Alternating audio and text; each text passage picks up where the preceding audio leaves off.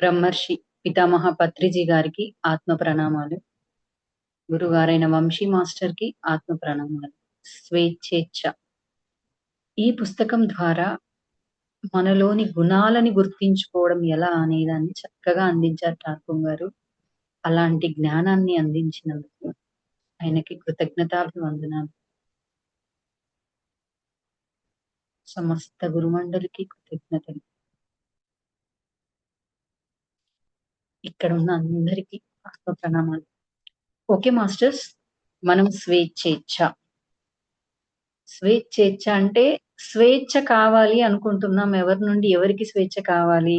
నా చుట్టూ ఉన్న వాళ్ళ నుండి నాకు స్వేచ్ఛ కావాలి అని అనుకుంటున్నాం. కానీ మనల్ని ఆపుతుంది, అడ్డుకుంటుంది ఇంకెవరూ కాదు, మనల్ని మనమే అడ్డుకుంటున్నాము. అంటే మన స్వేచ్ఛకి అడ్డుగోడగా నిలిచింది ఎవరు అంటే, నా స్వేచ్ఛకి నేనే, మీ స్వేచ్ఛకి మీరే, ఎవరి స్వేచ్ఛకి వాళ్ళే అడ్డుగోడలుగా ఉన్నారు అనేది ఇక్కడ మెయిన్ గా మనం అర్థం చేసుకోవాల్సింది. అంటే ఆ అడ్డుగోడలు ఏం కట్టుకున్నాము అనేది ఇందులో కొన్ని చాప్టర్స్ ఇచ్చి ఒకటి ఒకటి వాటిని ఎలా బద్దలు కొట్టాలి అనేది మనకి ఇచ్చారు. ఫస్ట్ టాపిక్ ఏంటి అని అంటే అహం. ఈ అహం అంటే ఏంటి అంటే నేను నాది అనేది అహం అని మనందరికీ తెలుసు. కానీ ఈ నేను నాది అనేది ఎందులో ఉంది, అసలు మనం నిజంగా మనకు పూర్తి అవగాహన ఎంతవరకు ఉంది, దాన్ని ఎలా గుర్తించాలి, అసలు అది ఎలా ఏర్పడుతుంది, ఎలా గుర్తించాలి, గుర్తించిన దాన్ని ఎలా బద్దలు కొట్టాలి, ఇవన్నీ చక్కగా అందించారు. సో మనం ఏంటి అంటే మానవ ఆత్మగా వచ్చాము. మానవ ఆత్మగా వచ్చాక ఎరుక ఇవన్నీ ఉన్నప్పుడు కూడా ఏం జరుగుతుంది అని అంటే, ఒక ఐడెంటిటీతో మనల్ని మనం గుర్తించుకుంటాం. ఎప్పుడైతే నేను ఇది అని ఎప్పుడైతే ఒక చిన్న ట్యాగ్ తగిలేసుకోవడం మనం మొదలు పెడతామో, అది అక్కడి నుండి దానిగా మనం ప్రవర్తిస్తాం. అప్పుడు అది ఏం జరుగుతది అంటే రాను రాను రాను అది పెరిగిపోయి అది మన మీద ఆధిపత్యం. అంటే దేని మీద మనం, నా మీద ఆధిపత్యం అంటే చైతన్యంగానో ఆత్మగా ఉన్నను నా మీద ఆ ఒకే ఒక్క విషయమో ఒకే ఒక పాయింట్ నా మీద ఆధిపత్యం చెలాయిస్తుంది. అంటే అదే నేనుగా మారిపోతాను. అంటే ఏంటి, ఫస్ట్ శరీరం భౌతిక శరీరమే నేనుగా అనుకుంటే ఒక రకంగా ప్రవర్తిస్తాం. ఈ శరీరానికి కావాల్సింది అందిస్తూ దానికి ఏమాత్రం తేడా వచ్చినా, ఎక్కడే చిన్న విషయం, ఒక చిన్న దెబ్బ తాకినా, ఎవరైనా కొంచెం తాకించినా సరే వాళ్ళనేసేస్తాం. లేదా రూపం కోసమో, నేను అందంగా ఉన్నాననో, ఇది ఇలా ఉందనో అహర్నిశలు కష్టపడుతూ దాన్ని ప్రదర్శించడానికి ఫస్ట్ అక్కడ, ఆ తర్వాత అనుభూతులు. ఒక స్వీట్ తిన్నప్పుడో, లేకపోతే ఒక దాన్ని పొందినప్పుడో, ఏ అనుభూతినైతే నువ్వు పొందావో, ఆ అనుభూతికి శరీరంగా నువ్వు భావించినప్పుడు, ఆ అనుభూతి కోసం ఏదైనా చేస్తాం. తర్వాత మన ఆలోచనలు, మన ఆలోచనలు ఎక్కడంటే మన శరీరం నుంచి వస్తాయి. ఆ మనస్సు నుంచి వచ్చే ఆలోచనే నేనవ్వాలి అని అనుకున్నప్పుడు, అదే ఆ ఆలోచనే మనల్ని డామినేట్ చేస్తది. నేను పలానా విధంగా అవ్వాలి, 10 మందిలో ఇదిగో నేనే గొప్ప అని పేరు తెచ్చుకోవాలి అన్న ఒక నా ఆలోచన ఏదైతే ఉందో, అది డామినేట్ చేసి దానికి అనుకూలంగా ప్రయత్నాలు చేయిస్తది. అంటే ఈ 3 విడివిడిగా ఉండి, ఇవన్నీ ఏకమైపోయి ఒక ఆలోచన దగ్గర స్టార్ట్ అయిపోయి, ఒకసారి పొందిందో లేకపోతే ఒకటి నువ్వు ఐడెంటిఫై చేసుకున్నదో 3 ఏకమైపోయి, ఆ 3 కలిసి మనం అవుతాం. ఆ 3గా మనం మారినప్పుడు దాన్ని మన నుంచి విడదీయడం చాలా కష్టం. అంటే మనకే తెలీదు. అది మనంగా మారిపోయాం ఆల్రెడీ. నేను పలానా వాళ్ళని కొంతమందంటే ఈవెన్ అంటే మనం ఏమనుకుంటాం, ప్రేమించే వాళ్ళు, ఇష్టం అనుకునే వాళ్ళు, వాళ్ళు లేకుండా ఉండలేను నేను, వాళ్ళని చూడకుండా ఉండలేను అని అనుకుంటున్నాం. అంటే వాళ్ళుగా మనం మారిపోయాం. ఇక్కడ నేనంటూ నన్ను నేను కోల్పోయాను. సో వాళ్ళు లేకపోతే నేను ఉండలేను అన్న స్థితిలోకొచ్చేసాను. అది కూడా అంటే నాకనిపించింది, అది కూడా అంటే నువ్వు లేకపోతే నేను ఉండలేను, ఇంక నువ్వు నా జీవితంలో ఖచ్చితంగా ఉండాల్సిందే అని నేను అన్నానంటే, వాళ్ళని బెదిరించడమే కదా! అది కూడా అహమే కదా! ఎందుకంటే అంటే ఒక సాంగ్ ఉంది. Private song. 'కోయిలి' సమ్ ఆహ్, ఆ పేరు గుర్తులేదు గానీ 'దేత్తడి'. ఆ పాట విన్నప్పుడల్లా అనిపించేది ఏదో అని నాకనిపించింది. అది ఒకరిని చంపాక అదెవరిని ప్రేమిస్తదో బెదిరించి ప్రేమించేలాగా చేసుకుంటది. అది కూడా అహమే కదా! అంటే నాకిది కావాలనో, ఇతను కావాలనో, ఈ వ్యక్తి అమ్మాయైనా, అబ్బాయైనా ఈ వ్యక్తి కావాలనో, నేను ఇది తినాలనుకుంటున్నాను, నేను చూడాలనుకుంటున్నాను, నాకు ఇది కావాలి, నేను ఇది తినాలి, నేను ఈ వ్యక్తిని చూడాలి, నాకు ఈ వ్యక్తితోనే జీవితం కావాలి. ఇవన్నీ అంటే మనము నేను, నేను అని అనుకుంటున్నాం కదా! ఆ దాని ద్వారా ఏర్పడే అహాలు. ఇవన్నీ ఏం చేస్తాయంటే మనల్ని ప్రేరేపిస్తాయి. అది పొందడం కోసం ఏదైనా చేసేయడానికి. ఒకవేళ మనం ఆ పొందింది మనకి నిలవలేదనుకోండి, ఆధిపత్యం కావచ్చు, ఒక సీట్ అంటే ఒక అధికారిగా కావచ్చు, లేకపోతే ఒక వ్యక్తిని పొందడం కావచ్చు, పొందడం కోసం కావచ్చు, ఏదైనా నువ్వు తినాలనుకున్నది ఏదైనా సరే. అది మనం కోల్పోతామేమో, నా దగ్గరున్న ఒక వస్తువుని కోల్పోతామేమో అని ఏం జేస్తామండి? ఎలాగైనా సరే ఆ సిట్యుయేషన్ నాకనిపించింది అంటే మరుక్షణం ఎవరి మీద నాకు ఆ డౌటొచ్చిందో వాళ్ళని ఏదో ఒకటి చేసేయాలనుకుంటాం. 'ఛత్రపతి' మూవీలో ఇప్పుడు చెప్తూ ఉంటే నాకనిపించింది. భానుప్రియకి అంటే 'ప్రభాస్' ప్లస్ ఇంకో క్యారెక్టర్ పేరు ఏదో ఉంది. అన్నకే విలువిస్తోంది. నాకు దూరమవుతోంది అని ఎప్పుడైతే అనుకున్నాడో వాళ్ళిద్దరిని దూరం చేయడానికి ప్రయత్నించి కొంతవరకైతే సక్సెస్ అవుతాడు. అంటే ఏంటి? నా అమ్మ నాకే కావాలి. ఇంకెవరికీ వద్దు. అది కూడా ఒక ముద్రే.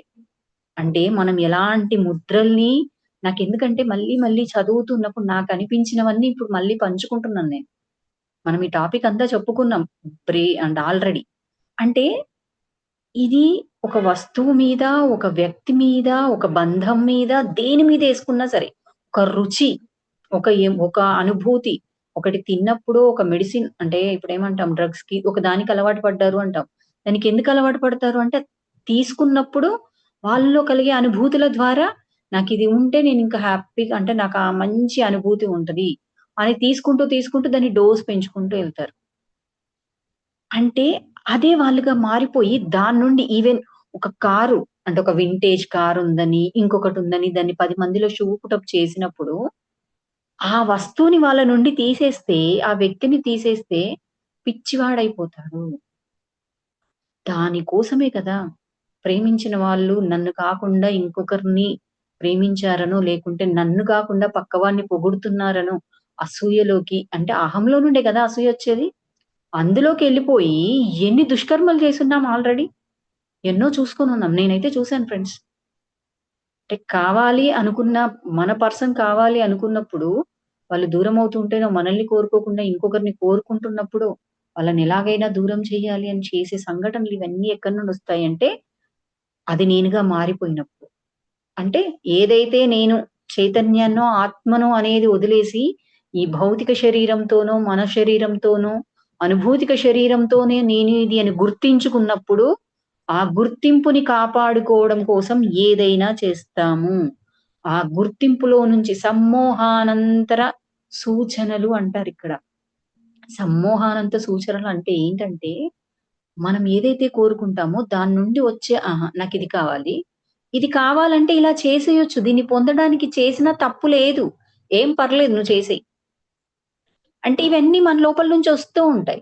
అంటే ఏ విషయం పట్ల మనం ఆకర్షితులమై ఉన్నామో, ఏ విషయం పట్ల మనం ఇదే అని అనుకోని ఇది కావాలి అని కోరుకుంటున్నామో, ఆ విషయం నుండి దాని ద్వారా వచ్చే ప్రతి సూచన కూడా సమ్మోహానంతర సూచనే అనేది నాకనిపించింది. అంటే అప్పుడు స్వీయ మన కోరికలు, మన వ్యామోహాలు, భ్రమలు, అతిశయాలు, స్వీయ ప్రాధాన్యత గల చర్యలు, మనకు ఆకాంక్షలు ఇవన్నీ కూడా అహమే మూలమంట ఫ్రెండ్స్. అంటే మన అలవాట్లన్నీ ఏంటి ఈవెన్ జ్ఞానంతో గుర్తించుకోవడం కూడా అహమే. అందుకే ఆధ్యాత్మిక అహంకారం అంటారు. నేను ముందున్నాను, నేను ఎదుగుతున్నాను, నాకిది తెలుసు, నాకది తెలుసు. ఓహ్! నేనేదైనా చెప్పేయగలను, నేను తెలుసుకోగలను. ఇవన్నీ కూడా అహంకారాలే. అంటే ఎప్పుడైతే నేనొక ఐడెంటిటీని పెట్టుకుంటానో, ఆత్మ ఏంటి అంటే ఈ భౌతిక అంటే వీటన్నింటితో ఐడెంటిఫికేషన్ ఎప్పుడైతే చేసుకుంటదో, నేను చేసుకోవడం ఇక్కడున్న ఈ మనస్సు ద్వారానో, శరీరం ద్వారానో చేసుకోవడం ప్రారంభించి, దాన్ని అలవాటుగా మార్చి ఇవన్నీ చేస్తూ ఉంటే, ఆత్మ స్వాతంత్రాన్ని కోల్పోతుందంట ఫ్రెండ్స్. కోల్పోయాక ఏం చేస్తామంటే, అంటే మనలో ఉండే శక్తిని, ప్రేమని, కాంతిని అన్నింటిని కూడా ఈ శరీరాసక్తులను, ఈ అనుభూతులను వీటన్నింటినో మన ఆలోచనలను ఇంప్లిమెంట్ చేసి అది పొందడానికో వాడేస్తాం. అలా అది ఆర్థిక పరంగా ఏదైనా అవ్వచ్చు ఫ్రెండ్స్. అంటే మన ఉద్వేగం, మన అనుభూతి ఏం చేస్తది అంటే ఉద్వేగంలోనికి తీసుకెళ్తది. ఎందుకండి ఫలానా వాళ్ళు లేకపోతే చంపడానికి వెనకాడట్లేదు. మనం అంటాం. ఒక యాసిడ్ దాడి జరిగింది. ఒక అమ్మాయిని గొడ్డలతో నరికి చంపేశాడు. ఇవన్నీ ఏంటి అంటే నన్ను కాదన్నారు అన్న ఆవేశం, నన్ను కాదన్నారన్న అహం, నేను పొందలేకపోతున్నాను. కాబట్టి ఎవరికీ ఉండకూడదని ఇంకొక విషయం. ఇవన్నీ ఎక్కడి నుండొచ్చాయి అంటే, ఆ ఉద్వేగం, ఆ అనుభూతిలో నుంచి ఒక ఉద్వేగమొస్తది. భావోద్వేగాలు అంటాం. ఒక భావనలాగా ఉన్నంత సేపు ఏమీ అవ్వదు. ఆ భావన ఎప్పుడైతే ఉద్వేగంగా మారుతుందో, అది దాని నుండి వచ్చే ప్రతి ఆలోచన, ప్రతి సూచన మనల్ని దేనికైనా తెగించేలాగా చేస్తుంది. అదే ఆలోచన అంటే జ్ఞానం కూడా అంతవరకి. ఏంటి ఒక జ్ఞానం నేను సాధన చేశాను. సాధన చేశాక ఒక సిద్ధి పొందాను. ఆ సిద్ధి పొందినప్పుడు ఏం జరుగుతది అనంటే, ఒక శక్తి నాకొచ్చింది. ఇప్పుడు చాలా వెయిట్ లిఫ్టింగ్స్ చేస్తూ ఉంటారు. సాధన చేస్తూ, చేస్తూ 100 కేజీలు, 200 కేజీలు ఎంతైనా ఒక చేత్తో అవలీలగా ఎత్తగలరు వాళ్ళు. ఆ ఎత్తి తర్వాత ఏం జేస్తారు? అది అహంగా మారిపోయినప్పుడు ఎదుటి వాడిని చులకనగా చూస్తారు. నేనిది ఇదే ఎత్తగలిగినప్పుడు మనుషుల్ని ఎత్తి పారేయడం ఎంత? నేను అనుకున్నది పొందడానికి ఎత్తేయగలను. అలా, అలా మొదలైంది. ఈవెన్ సాధన చేస్తూ దైవశక్తితో దైవశక్తుల్ని, ఆ సిద్ధుల్ని మనం అనుకునే ఎన్నో రకాల సిద్ధులున్నాయి. అవన్నీ కూడా పొందినప్పుడు ఏం జరుగుతది అనంటే, ఈ సిద్ధి ద్వారా నేను దీన్ని ప్రదర్శించాను. ఇప్పుడు మనం కొంతమంది బాబాజీలను వాళ్ళని చూస్తూ ఉంటాం. ఏదో శివలింగం తీయడము, ఇంకొకటి ఇలా ఒక మంత్రమేసి ఒక వస్తువుని సృష్టించడము, అక్కడున్న దాన్ని మాయం చేయడం ఇవన్నీ జరుగుతూ ఉంటాయి. అవన్నీ జరిగాక, ఆ తర్వాత స్టెప్ ఏమవుతది అంటే, నేనిది సాధించాను కదా! ఇది సాధించినప్పుడు దైవం ఈ సమస్త ప్రకృతిని నేను నా స్వాధీనంలోకి తెచ్చుకోలేనా? అదిగోండి అప్పుడు ప్రకృతి నియమాలను కూడా సవాల్ చేస్తాను. ఎందుకంటే మనం చూసే ఎన్నో సినిమాల్లో ఏంటి సాధనలు అంటే సాధన బేస్డ్ అనే కాదు. ఒకప్పుడేమో ఆహ్, 'విఠలాచార్య' సినిమాలొచ్చేవి. ఆ సినిమాల్లో ఒక మాంత్రికుడుంటాడు, ఒక శిష్యుడుంటాడు, ఒక గురువుంటాడు. ఇవన్నీ ఉండి ఆధిపత్యం కోసం చేసి, ఆ మంత్రాలని, తంత్రాలను ఉపయోగించి చేయాలనుకోవడం. ఇప్పుడేంటి సోషల్ ఫాంటసీ మూవీస్. అంటే మన భౌతిక జీవితంలో మనం ఏదైతే సంసారంలో నిర్వాణం అనుకుంటున్నామో, ఆ సంసారంలో నిర్వాణం అని మనం అనుకోని, ఇందులోనే సాధన చేయాలి అనుకుంటున్నాం కదా! దానికి తగ్గట్టుగా మన మూవీస్ ఒస్తూ ఉన్నాయి బేస్డ్‌గా.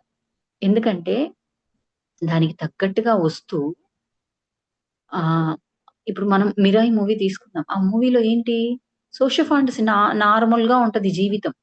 కానీ ఎప్పుడైతే నన్ను కాదన్నారు, నన్ను గుర్తించట్లేదు, నన్నిలా అంటున్నారు అని అనుకున్నాడో, ఆ క్షణం నుంచి నేనేదైనా అంటే నిరూపించుకోవాలి. అక్కడి నుండి ఒక ప్లేస్‌కి ఆ తర్వాత ఫైనల్‌గా ఎక్కడికెళ్తాడు? మొత్తం నా గుప్పిట్లో ఉండాలి. అప్పుడే అంతా సమానత్వంగా ఉంటది. దైవం సమానంగా చూడట్లేదు. నేనివన్నీ సాధించాను కాబట్టి నేను దాన్ని కూడా సాధించగలను అని ప్రకృతిని సవాల్ చేస్తాడు. ప్రకృతి నియమాలని సవాల్ చేస్తాడు.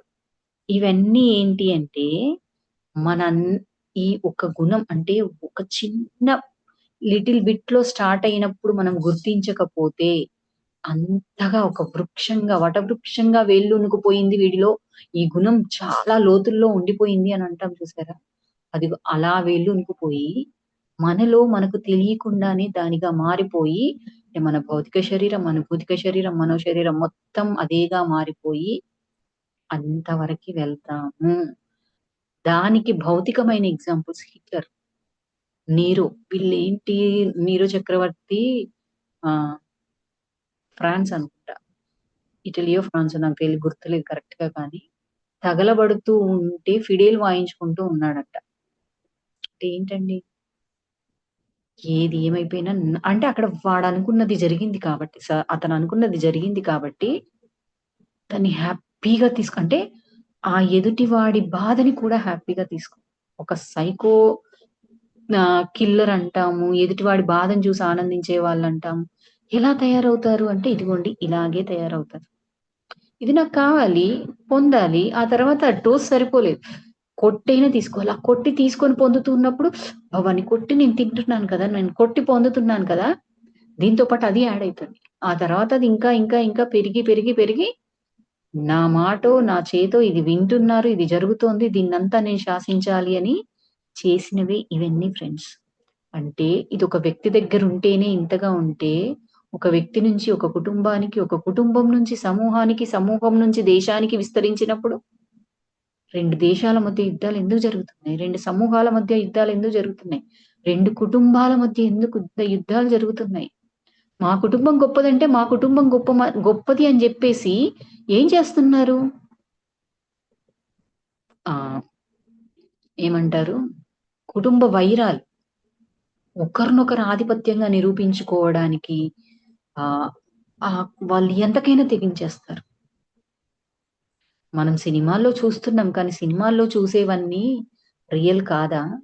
మన చుట్టూ ఉన్న జీవితాల్లో జరగట్లేదా? ఈవెన్ మన ఫ్యామిలీస్‌లలో నా ఫ్యామిలీ అంటే నా ఫ్యామిలీ అని ఆధిపత్యం కోసమో, వీటి కోసమో పోరాడినవి జరగలేదా? మన చరిత్రలో జరగలేదా? ఇవన్నీ జరుగుతాయి. ఇలా ఒక మనిషి నుండి ఒక దేశానికి, జాతీయతకి వెళ్ళినప్పుడు, అది జాతీయ అతిశయ భావనని సృష్టించి, ఏం జరిగిందంటే లెమూరియన్, అట్లాంటియన్ విపత్తులు గూడా జరిగాయంట. అంటే ఇప్పుడు మనం ఏమనుకుంటున్నాం 2 దేశాల మధ్య ప్రస్తుతం ఒక యుద్ధం జరుగుతోంది.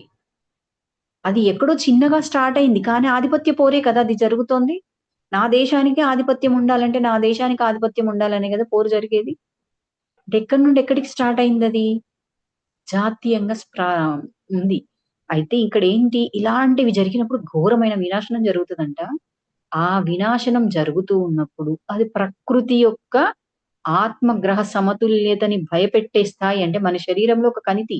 క్యాన్సర్ అంటే ఏంటి? శరీరంలో ఉన్న వాటితోనే ఒక కణితి స్టార్ట్ అయ్యి, ఆ శరీరంలో ఉండే అన్నింటిని తీసుకుంటూ అది విపరీతంగా పెరిగిపోతది. ఇక్కడ శరీరమంతా పాడైపోతూ ఉంటది అది తీసుకునే దాని వల్ల. అయినా సరే అది ఆగదు.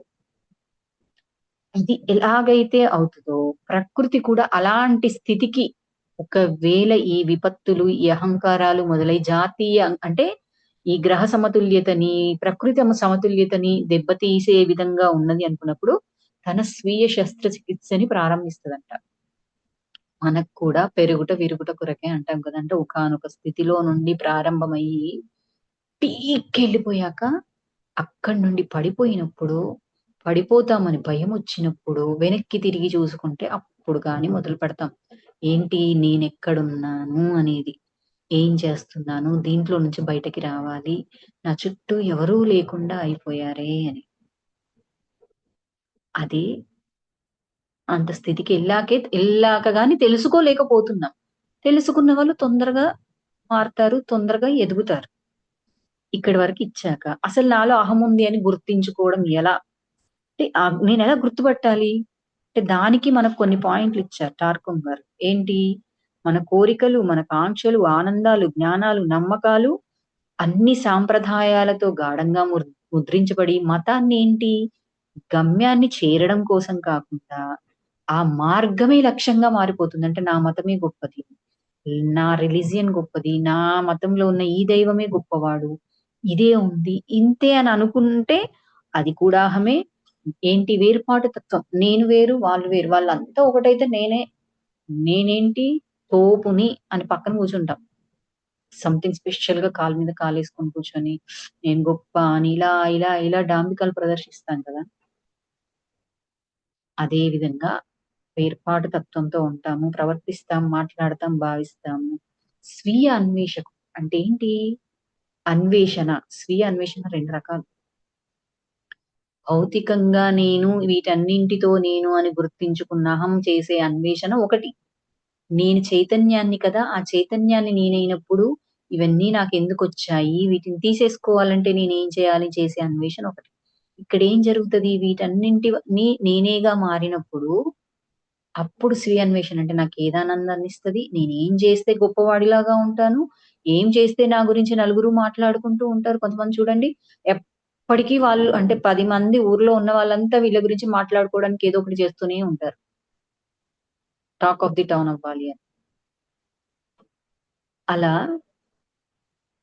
ఏం చేస్తాము స్వీయ ఆసక్తి అంటే ఆనందాలు, సౌకర్యాలు, లాభాలు, ఆధిపత్యాలు, స్థాయి పట్ల శ్రద్ధ చూపిస్తూ ఏం చెయ్యడానికైనా వెనకాడము. హ్మ్. అంటే చేసేవి సంఘటనలు అన్నీ మన స్వీయ ప్రయోజనం కోసమే చేస్తాము. అలాగే మనమే సెంటర్ ఆఫ్ అట్రాక్షన్.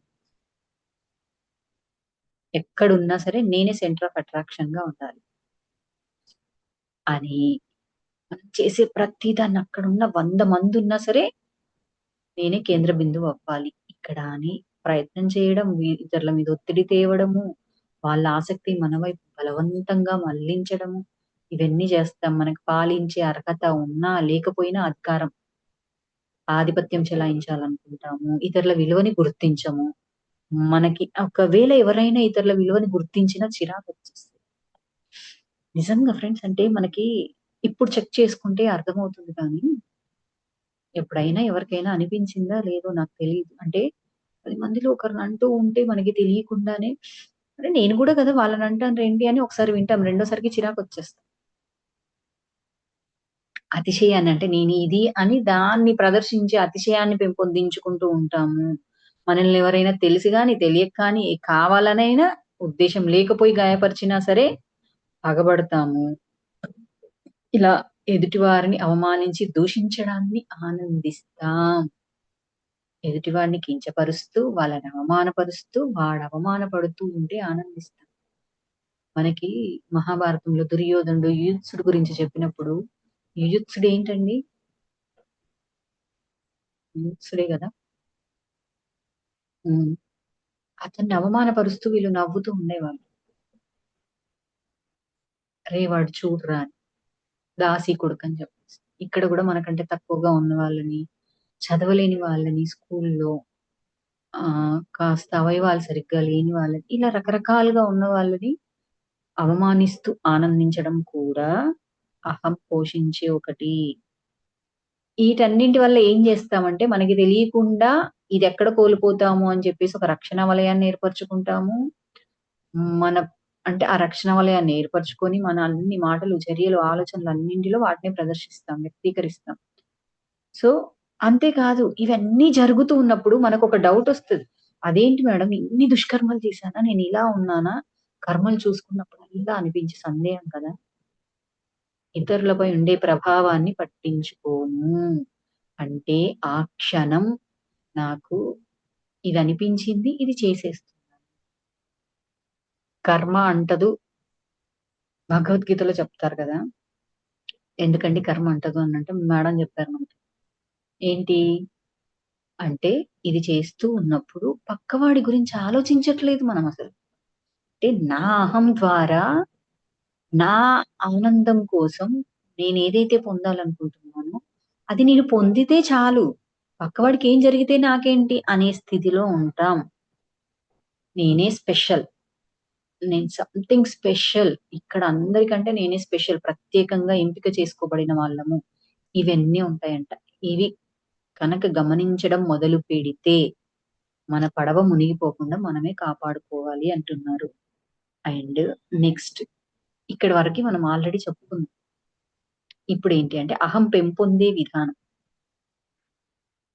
అహం ఉందని గుర్తించడం ఎలా అనేది పెంపొందించుకున్నామని గుర్తించే విధానం ఎలా అనేది ఇప్పటి వరకు. అసలు అహం ఎలా పెంపొందుతుంది అనేది ఇప్పుడు అందిస్తున్నారు. మనం ఇంకా పిండంగా ఉండగానే తల్లిదండ్రులు అత్యంత అజ్ఞానపు వ్యక్తీకరణల ద్వారా ఆ పిండపు ఆత్మకు దుర్నిర్దేశకత్వం చేయవచ్చు. ఉదాహరణ వారు నా కొడుకు గొప్ప నాయకుడు, గొప్ప వైద్యుడు, గొప్ప కళాకారుడు, ఒక మైకెలాంజెలో, ఒక బెతోవెన, ఒక మెస్సయ్య అంటారు. ఆ విధంగా వారు ఆ పిండం మనస్సులో సమ్మోహానంతర సూచనలు, వ్యామోహాలు ప్రవేశపెడతారు. అంటే కడుపులో బిడ్డ ఉండగానే మనం ఏం చేస్తామండి? నా కొడుకు రేపు పెరిగాక పెద్ద డాక్టర్ అవ్వాలి, పెద్ద లాయర్ అవ్వాలి, సమ్ ఇంజినీర్ అవ్వాలి, లేదంటే ఇంత పెద్ద బిజినెస్ మ్యాగ్నెట్ అవ్వాలి. ఇవన్నీ కూడా మనం వాళ్ళతో మాట్లాడుతూ ఆ భావాలన్నీ పిండంగా ఉండగానే ఇచ్చేస్తాం. అంటే పిల్లల్లో ఆ పిండంగా ఉన్నప్పుడే పిండం మనస్సులోనే సమ్మోహానంతర సూచనలు, వ్యామోహాలు అంటే వీటన్నింటిని ప్రవేశపెడతాం. ఎందుకంటే పిండం వింటదా అండి అంటే, మనకి అభిమన్యుడి సంగతి తెలుసు కదా! పద్మ వ్యూహాన్ని పిండంగా ఉన్నప్పుడే, కడుపులో ఉన్నప్పుడే విన్నాడు గదా! తల్లి కడుపులో ఉన్నప్పుడే. మరి మనం ఇక్కడ చెప్పేటివన్నీ బిడ్డకి చేరతాయా? లేదా పిండంగా ఉన్నదానికి? సో, ఆ తల్లిదండ్రులు ఆ పిండంలో అది సిద్ధంగా లేని దర్శనాలను నింపుతారు. దానితో వాడు ఈ దర్శనాలతో గుర్తించుకొని అహాన్ని నిర్మించుకుంటాడు. అతడు జన్మించినప్పుడు మూర్ఖంగా ప్రవర్తిస్తూ, ఇంట్లోని సహజ వాతావరణంలో, తర్వాత పాఠశాలల్లో, ఆ పైన సమాజంలో ఇమడలేడు. అతనిలో చొప్పించబడిన దర్శనాలు అతని సహజ వేగాన్ని అధిగమించి ఉంటాయి. అంటే మనం ఎప్పుడైతే పిండ దశలోనే ఉన్నప్పుడు ఆ బిడ్డకి ఇవన్నీ చెప్తూ ఉన్నామో, వాడిలో మనమిచ్చే ఈ సమ్మోహానంత సూచనలు ఏం చేస్తాయి అంటే, అహంలోకి తీసుకెళ్తాయి. తీసుకెళ్ళాక వాటితోనే తనని తాను గుర్తించుకుంటాడు. తనెలాంటి దర్శనాలు చేస్తాడండి అంటే, ఆహా! ఓకే. నేనొక పెద్ద గొప్ప నాయకుడినయిపోతాను గదా! నేను గొప్ప నాయకుడిని. ఆ గొప్ప నాయకుడిలా ప్రవర్తించాలనుకుంటాడు. అలా జరిగినప్పుడేంటి, అది మూర్ఖత్వం అంటే తెలియనితనం అది. తెలియకపోవడం వల్లే మూర్ఖత్వంలో ఉంటారు. తెలిసినా కూడా మూర్ఖత్వంలో ఉంటారు అనంటే, దాన్నింక పూర్తిగా అర్థం చేసుకోలేదనే అర్థం. సో, అలాంటప్పుడు ఆ మూర్ఖత్వంలో ఇంట్లోని సహజ వాతావరణంలో ఇమడలేరు. ఇప్పుడు చూడండి అందరు పిల్లలున్నప్పుడు కొంతమంది పిల్లలు చాలా డిఫరెంట్‌గా మౌనంగా ఉండి అలా బిహేవ్ చేయడం కాకుండా, నేనింకేదో గొప్ప అని మిగిలిన వాళ్ళని తక్కువ చూసి డామినేట్ చేసే పిల్లలుంటారు కొంతమంది కొన్ని ఇళ్లల్లో. ఏంటి అంటే ఇదిగోండి ఇదే కారణం. అంటే అన్ని ఇది కూడా కారణం. పాఠశాలల్లో, సమాజంలో కూడా ఇమడలేడంట. ఎందుకిమడలేడు అంటే, మనం బలవంతంగా అంటే అతనిలో చొప్పించబడిన దర్శనాలు అతని సహజ వేగాన్ని అధిగమించి ఉంటాయి. అంటే సహజంగా అతను ఏదో అనుకోని జన్మ తీసుకోవడానికొచ్చాడు. ఆ తల్లి గర్భంలో ప్రవేశించాడు. కానీ మనమిచ్చినవన్నీ తీసుకొని ఫీడ్‌బ్యాక్ అంతా తీసుకొని, అదే తనుగా మారిపోయి, అసలు తన సహజత్వం ఏంటో అది తెలియక, ఆ సహజత్వాన్ని మించి ఉంటాయంట. ఈ అహం అనేది అతని తల్లిదండ్రులు, అతనికి ఒక అధికారి, న్యాయాధిపతి, వైద్యుడు లేదా రాజు వంటి దుస్తులు ధరింపచేసినప్పుడు మరింత వృద్ధి చెందుతూ ఉంటుంది. అతను ఆ భావచిత్రాలకు అనుగుణంగా జీవించే ప్రయత్నం చేస్తూ తన అహాన్ని నిర్మించుకుంటాడు. ఆ విధంగా తాను జన్మ తీసుకున్న కారణంలో ఇమడని ఒక సరికాని వ్యక్తిత్వాన్ని నిర్మించుకుంటాడు. తమ తల్లిదండ్రులు కోరుకున్న విధంగా గుర్తించుకుంటాడు.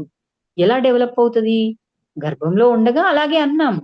వచ్చాక మనము నా కొడుక్కి ఈ డ్రెస్ వేసి ఫోటో తీద్దాము. ఇలా తయారు చేసి ఫోటోలు తీసుకుందాము అని జెప్పేసి మనం ఆ డ్రెస్సులు వేస్తున్నాం. వేసినప్పుడు కూడా అంటే ఇంకా అది డెవలప్ అయితదంట. అంటే మనము సరదాగా చేస్తున్నామనుకునే ఒక పని కూడా పిల్లల్లో తెలియకుండా అహం పెంపొందిస్తది. ఆ భావచిత్రాలకి అనుగుణంగా జీవించే ప్రయత్నం. ఆ పోలీస్ డ్రెస్ ఏసి నువ్వు పోలీస్ ఆఫీసర్ అవ్వాలి. నువ్వు పోలీస్ ఆఫీసర్ అనంటే వాడదే ఊహించుకుంటూ ఉంటాడు. సో, తాను జన్మ తీసుకున్న కారణంలో ఇమడని ఒక సరికాని వ్యక్తిత్వాన్ని, జన్మ తీసుకున్నదేంటో అతని ప్రణాళిక ఒకటుంటది. కానీ సరికాని వ్యక్తిత్వాన్ని ఇక్కడ బుద్ధుడు అతను జన్మ తీసుకున్నది ఎందుకు అంటే, నా అవగాహన పరిధి మేరకు నేను చెప్తున్నాను. అక్కడ యశోధర శుద్ధోదనుడికి జాతకం చూసినప్పుడే చెప్తారు వాళ్ళు. ఇదిగో ఇలా అవుతాడు. ఒక సాధువు అంటే తపస్విలాగా తయారవుతాడు అని చెప్పేసి. కాదు అని చెప్పేసి ఏం చేస్తాడండి, అన్ని రాజభోగాలందించి, చుట్టూ ఎలాంటి బాధలు లేకుండా, ముసలివాళ్ళు లేకుండా ఇవన్నీ చేసేస్తాడు. అందులో ఉంటూ వాటిని అనుభవిస్తూ ఉన్నా సరే ఎక్కడో ఒక చోట అంటే ఏమైంది? అసలు తన సహజత్వం ఏంటి? తనెందుకు జన్మ తీసుకున్నాడు అన్న ఒక సరికాని వ్యక్తిత్వాన్ని అప్పటి వరకు నిర్మించుకున్నాడు. అక్కడ బుద్ధుడు ఆ దశలో ఉన్నాడు. ఒకసారి బయటికెళ్ళాడు. దుఃఖాన్ని, మరణాన్ని చూసి మారిపోయాడు. కానీ అందరికీ అలా జరగదు కదా! సో, ఏం జరుగుతది? ఆ తల్లిదండ్రులు ఏదైతే చిన్నప్పటి నుండి పిండంగా ఉన్నప్పటి నుండి చెబుతూ వచ్చారో, అదే వాళ్ళుగా మారిపోయి అలాగే గుర్తించుకుంటారు. మన పిల్లలని ప్రత్యేక వ్యక్తులుగా ఉండాలని కోరుకోవడం మంచిదే కానీ, మీరు మీ బిడ్డపై అతని స్థాయికి మించిన భారం మోపడం వలన, అతను అహాన్ని నిర్మించుకునేటట్లు చేస్తారు. తర్వాతి కాలంలో అది అతని ఇబ్బందులు, బాధలు, నిరుత్సాహాలకు మూలంగా మారుతుంది. అతను చనిపోయేటంత వరకు నేను కోరుకున్న విధంగా ఉండలేకపోయాను అనుకుంటాడు. అహం మీరు కాని వేరే దేనితోనో మరియు మీరు కాని భావచిత్రంతో గుర్తించుకోవడం. మన పిల్లలు అంటే ప్రత్యేక వ్యక్తులుగా ఉండాలని కోరుకోవడం మంచిదే. ఇంజినీర్ మంచి అంటే మంచి ఇంజినీర్ అయ్యి, మంచి పొజిషన్‌లో ఉండి నలుగురికి సేవ చేయాలనో, అలాంటి అంటే ఎవరు కనిపెట్టంది కనిపెట్టాలనో ఏదో కోరుకోవడం మంచిదే. కానీ స్థాయికి మించిన భారం అదే కదా! నేను 'నీది నాది ఒకే కథ' 'శ్రీ విష్ణు' మూవీలో స్థాయికి మించిన భారం పెట్టడం వల్ల తండ్రికి చెప్పి ఆ తర్వాత ఇంట్లో నుంచి వెళ్ళిపోయి తనకిష్టమైన డ్రైవర్ అంటే తనకి అనుకూలంగా, తనకి నచ్చిన విధంగా ఉన్న డ్రైవర్, క్యాబ్ డ్రైవర్‌గా వర్క్ చేస్తూ ఉంటాడు. ఇక్కడ మూవీలో రియలైజేషన్ గూడా చూపిచ్చాలి కాబట్టి చూపించారు. బయటికెళ్ళాడు. తన పని తను చేసుకున్నాడు. కానీ మనకేం జరుగుతదో తెలుసా మన పిల్లల్లో? అహం పెంపొంది అప్పటి వరకు అంటే మనం ఏవైతే ఇచ్చామో, ఆ తల్లిదండ్రులు ఏవైతే భావచిత్రాలను ఏర్పరిచారో అలా అవుతూ, అలా అవ్వలేనప్పుడు ఏంటి బాధలకి, ఇబ్బందులు, బాధలు, నిరుత్సాహాలకి మూలంగా కోరుకొని, చనిపోయేటంత వరకు కూడా నేను కోరుకున్న విధంగా ఉండలేకపోయాను అని అనుకుంటాడంట. అంటే ఆ విధంగా సాధించాలనుకుంటాడు కానీ సాధించలేకపోయానన్న బాధలోకెళ్ళిపోతాడు. సో, మీరు కానీ మీ భావచిత్రంతో గుర్తించుకోవడమే అహం.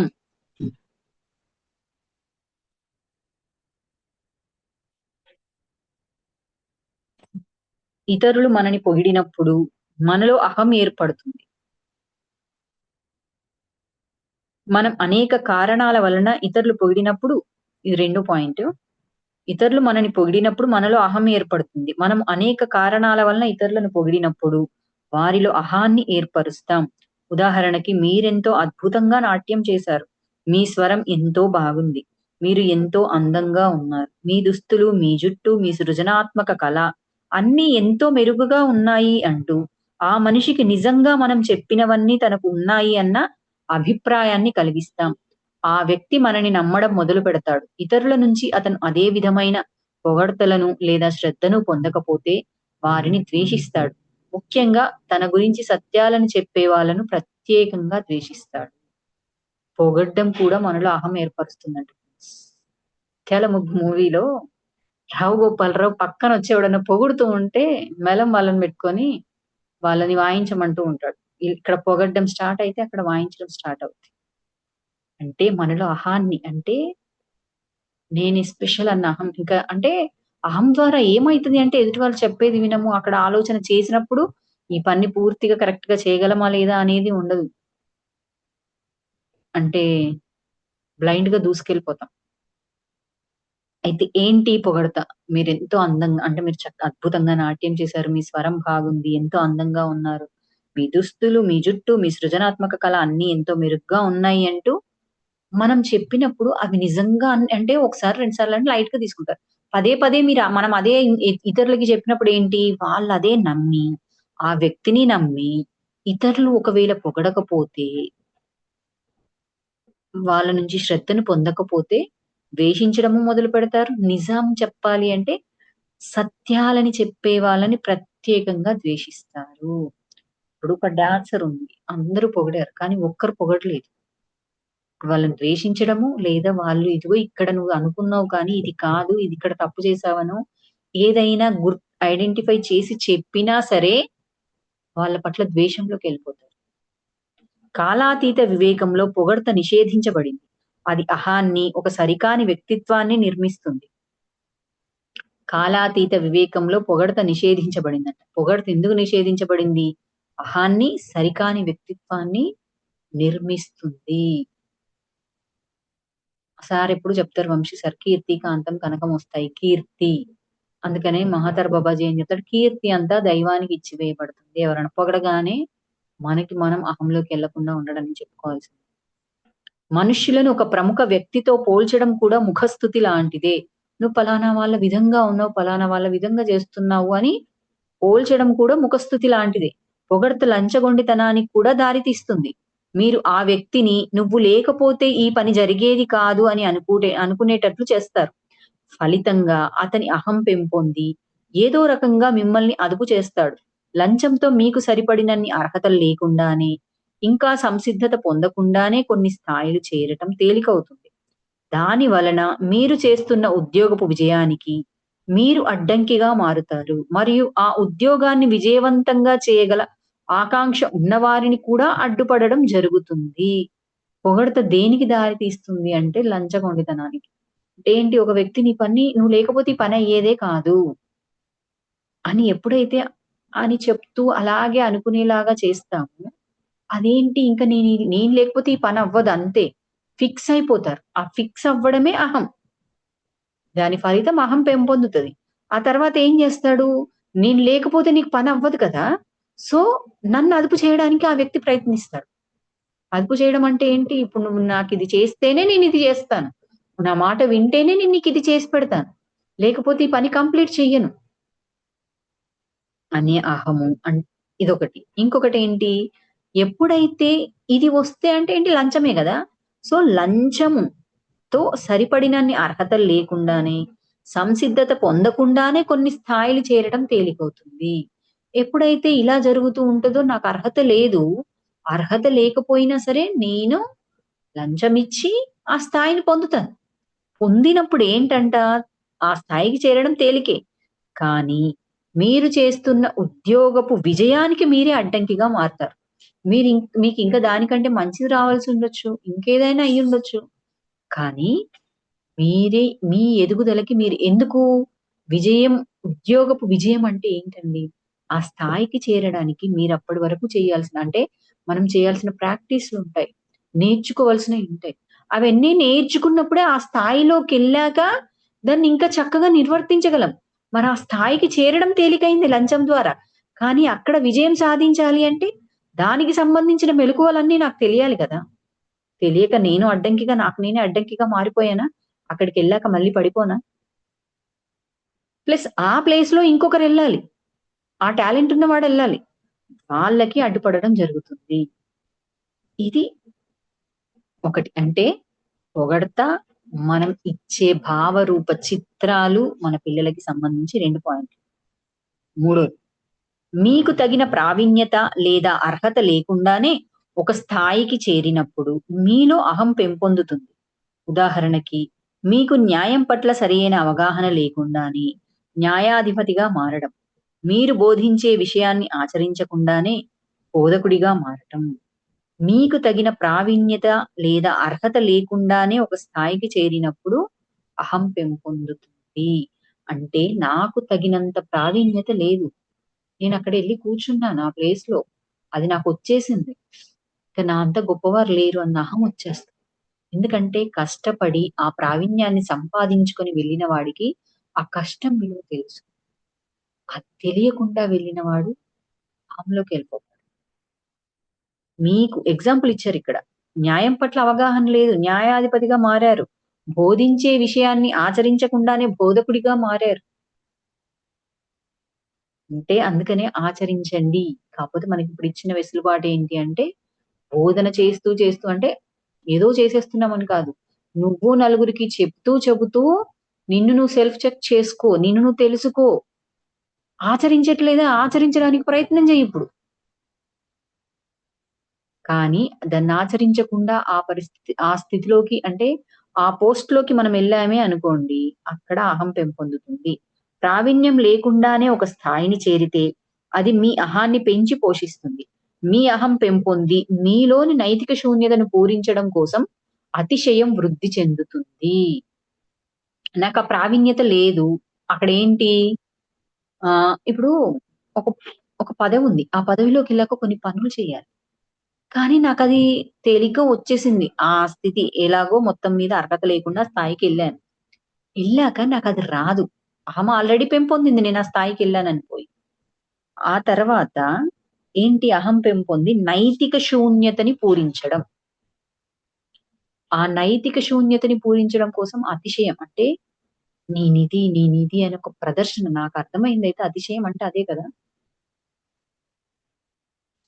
నేనింతవాడిని, అంతవాడిని. నాకే ఈ పని చెప్తారా? మీరు చేయలేరా? అని రానివాడు ప్రదర్శిస్తాడు. నైతిక శూన్యతను పూరించడానికి. కానీ మీరు ఆ స్థాయికి తగినవారే అని నమ్మడం వలన, తర్వాతి కాలంలో మరింత హాని జరుగుతుంది. అంటే నేను ఈ పోస్ట్‌కి తగిన అర్హతలు నాకున్నాయి అని నేను ఎప్పుడైతే నమ్ముతానో, ఆ పోస్ట్‌కి తగిన అర్హతల్ని సంపాదించుకునే దిశగా నేనెళ్ళట్లేదు గదా! ఆ విషయాల్ని నేర్చుకోవడము, అవగాహనకి తెచ్చుకోవడము, ఆచరించడం ఇవన్నీ నేను కోల్పోతున్నానంటే నాకు హాని జరిగినట్టే గదా! మీ ఈ నమ్మకంతో మీరున్న స్థానానికి సరి అయిన వ్యక్తులని చేరకుండా అడ్డుపడతారు. ఇతరులు మిమ్మల్ని విమర్శించకుండా లేదా ఆ స్థానం నుంచి తొలగించకుండా ఉండటానికి అనేక పన్నాగాలు పన్నుతారు. మీ స్థానం నిలబెట్టుకోవడానికి లంచం, పొగడ్త, నేరపూరిత చర్యలతో సహా అన్ని మార్గాలను ఉపయోగిస్తారు. ఏంటి? మనకి అంటే ఆ ప్రావీణ్యం లేదు. ఆ స్థాయికెళ్ళాము.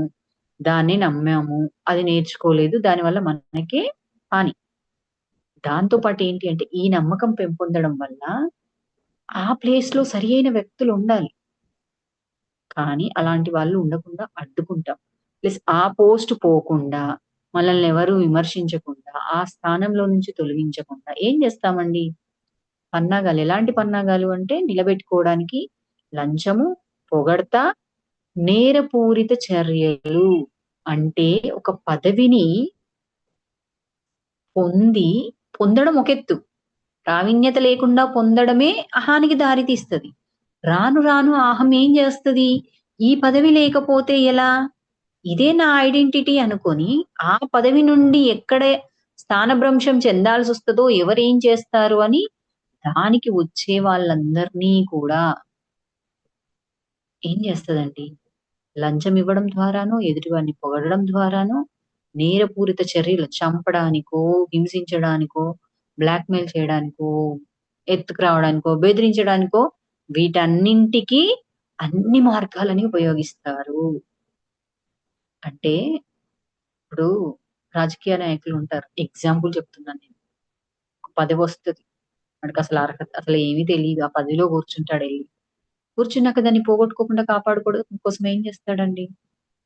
ఎక్కడ అపోనెంట్ తయారవుతున్నాడో, ఆ అపోనెంట్‌ని ఆ క్షణంలో ఏసేయడము, లేకపోతే కొన్నిసార్లు లంచం అంటే వాడికి పదవినిచ్చి వాడి కింద పెట్టుకోవడము, బెదిరించడము ఏదో ఒకటి. ఆఖరికి చంపడం ఇవన్నీ చూస్తూ ఉన్నాం కదా! అదే ఇది. అర్హత లేని వాళ్ళు పొందినప్పుడు జరిగేదదే. అదే మనకి తెలియజెప్తున్నారు ఫ్రెండ్స్. అంటే అహం ఎక్కడెక్కడ, ఎక్కడ స్టార్ట్ అయ్యి ఎలా పెంపొందుతుంది అనేది మనకి ఇంకా ఉన్నాయి పాయింట్లు. 3 పాయింట్లు ఇప్పుడు చెప్పుకున్నాము. ఇక్కడ ఆపుకుందాము. అంటే అసలు అహం అంటే ఏంటి? ఆ అహం మనలో మొదలైనప్పుడు మనం ఎలా మారిపోతాం? ఆత్మగా, చైతన్యంగా, ఎరుకగా ఉన్న నేను భౌతిక శరీరంగా, అనుభూతిక శరీరంగా, మనో శరీరంగా ఆ తర్వాత ఈ 3 ఒకటైపోయి మనము ఈ మూడింటిని అహం పట్టేసుకొని దాని నుంచి విడివడడం చాలా కష్టం. ఆ అహాన్ని నిలబెట్టుకోవడం కోసం యుద్ధం చేయడానికి, చంపడానికి, ఈవెన్ చావడానికి కూడా సిద్ధమైపోతాం. అది గూడా వస్తదిక్కడ. ఏదో కొంచెం సాధించగానే నా అంతటి వాడు లేరు అని చెప్పేసి ప్రకృతిని, సమాజాన్ని సవాల్ చేస్తాం. మరి అహం ఎలా పెంపొందుతుంది? అహాన్ని గుర్తించడం, అసలు అహం ఎలా పెంపొందుతుంది అంటే, పిండ దశలోనే ఎలా పెంపొందుతుంది అనే పాయింట్ చాలా చక్కగా ఇచ్చారు మనకి. నా బిడ్డ ఇలా అవుతాడు, అలా అవుతాడు అని మనం చెప్పుకుంటున్నాము ప్రేమతో.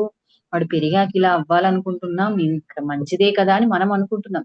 కానీ వాడి జన్మ ప్రణాళిక ఏంటో తెలీదు కదా మనకి.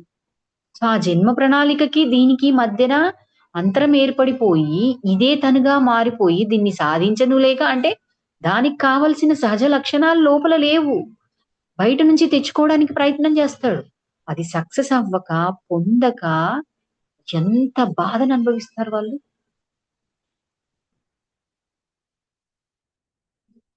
అది పొందడం కోసం ఏదైనా చేసేయాలి అని అంటే ఇప్పుడు ఒక సబ్జెక్ట్ నేర్చుకొని ఒక టాపర్ ఇలా అవ్వాలి, పాస్ అవ్వాలి, అందులో సీట్ అవ్వాలి. పాస్ అవ్వలేకపోతే లంచం ఇచ్చి పాస్ చేయడానికి వెనకాడరు. నేనిది నేనిది కాబట్టి నాకు ఈ సర్టిఫికేట్ ఉండాలి. సో, ఆ సర్టిఫికేట్ అనేది తన ఐడెంటిటీగా అనుకోని, గుర్తింపుగా అనుకోని దాని కోసం ఏదైనా చేసేస్తాడు. పొగడత. పొగడత ఏం చేస్తది? అంటే ఫస్ట్ 1, 2 సార్లు, 3 సార్లు అలా పొగడడం మొదలుపెట్టాక, ఆ పొగడ్త నిజమనుకోని, దాన్ని నమ్మి ఎవరైనా పొగడకపోయినా ద్వేషంలోకెళ్తారు. వాస్తవాన్ని చెప్పినా ద్వేషంలోకెళ్తారు. పొగడితే నువ్వు లేకుండా ఈ పని జరగదు అనంటే, ఆ పొగడితే లంచగొండతనానికి దారితీస్తుంది. ఇలా ఒకటి, ఒకటి చేసి ఆ పొగడ్త, ఆ లంచగొండితనం అంటే లంచం వల్ల తేలిగ్గా ఒక పదవిని పొందినా, ఉద్యోగంలో ఒక స్థాయిని చేరినా, నీ ఉద్యోగపు విజయానికి నీకే అది అడ్డవుతుంది. ఇతరులను కూడా చేరకుండా అడ్డుకుంటుంది. ఇంకొకటేంటి ప్రావీణ్యత, అర్హత లేకుండానే అలాంటి స్థితిలోకెళ్ళినప్పుడు దాన్ని కాపాడుకోవడం కోసం లంచం, పొగడ్త, నేరపూరిత చర్యలు అన్ని మార్గాలను ఉపయోగిస్తాం. ఇది ఫ్రెండ్స్ ఇక్కడ ఈరోజు ఆపుకుందాము. థాంక్ యూ సో మచ్ నాకు ఈ అవకాశం ఇచ్చినందుకు.